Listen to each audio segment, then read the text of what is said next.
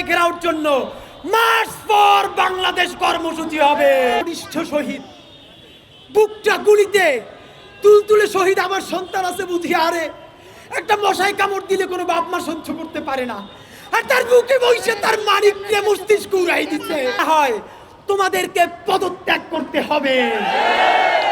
তোমাদেরকে উপদেষ্টা বানাইছি আমরা, উপদেষ্টা বানাইছি আমার এই মায়েরা, উপদেষ্টা বানাইছি আমার এই বাবারা। ডক্টর ইউনূস ছাড়া, হাতে গোনা দুই একজন উপদেষ্টা ছাড়া এই জুলাইয়ে কোন উপদেষ্টার কি অবদান জানতে চাই। ছাত্র উপদেষ্টা 2 জন আলটিমেটাম দিচ্ছি।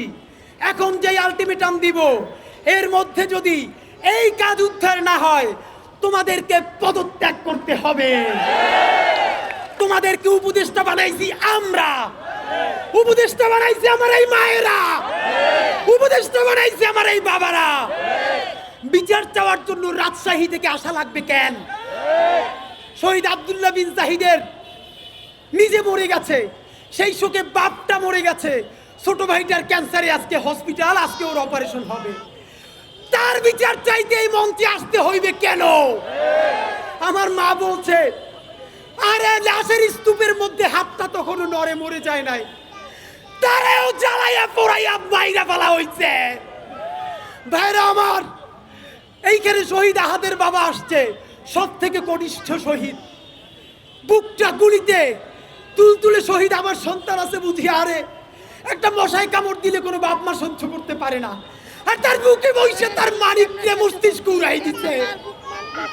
ভাইরা আমার, আমার এই মায়েরা জুলাইয়ের 1400 শহীদ, পিলখানার শহীদ, শাপলার শহীদদের পক্ষ থেকে, ইনকিলাব মঞ্চের পক্ষ থেকে 4 দফা ঘোষণা করব।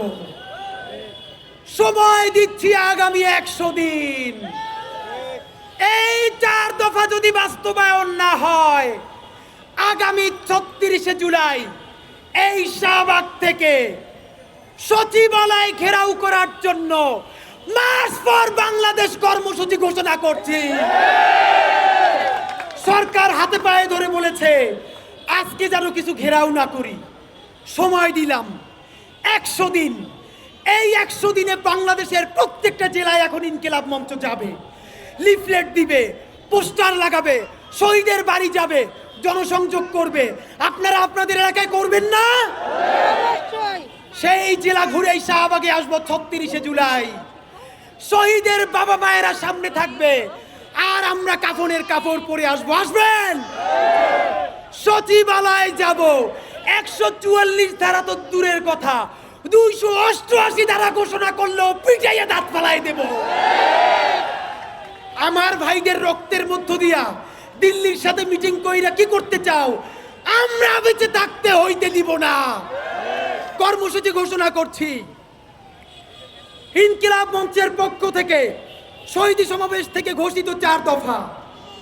1, সরকারকে আগামী 100 দিনের মধ্যে জুলাই গণহত্যার দৃশ্যমান বিচার শুরু করতে হবে এবং গণহত্যাকারী আওয়ামী লীগকে প্রথমে নির্বাহী আদেশে, তারপরে আদালতের মাধ্যমে এবং সবশেষে রাজনৈতিক সমঝোতায় সাংবিধানিকভাবে নিষিদ্ধের ব্যবস্থা করতে হবে। 2, শাপলা গণহত্যার রাষ্ট্রীয় স্বীকৃতি দিয়ে জাতিসংঘের সহায়তায় তদন্ত কমিটি গঠন করতে হবে এবং শহীদদের তালিকা প্রকাশ করে অবিলম্বে শাপলা গণহত্যার বিচার শুরু করতে হবে। নাম্বার 3, পিলখানা নিয়ে কমিশন হয়েছে, আমরা জানি না সেই কমিশনের রিপোর্ট সরকার প্রকাশ করবে কিনা। সুতরাং পিলখানা হত্যাকাণ্ড নিয়ে গঠিত কমিশনের পূর্ণাঙ্গ প্রতিবেদন জনসম্মুখে প্রকাশ করতে হবে। এই 4 নাম্বার দাবিটা সরকারের কাছে নয়, BNP, Jamaat Islami, NCP, AB party, ইসলামী আন্দোলন থেকে শুরু করে আপনাদের সবার উদ্দেশ্যে জুলাই জনতা বলছি, বাংলাদেশের সকল রাজনৈতিক দলের আগামী নির্বাচনী ইশতেহারে গণহত্যাকারী আওয়ামী লীগের পূর্ণাঙ্গ বিচারের বিষয়ে স্পষ্ট ধারা উল্লেখ থাকতে হবে।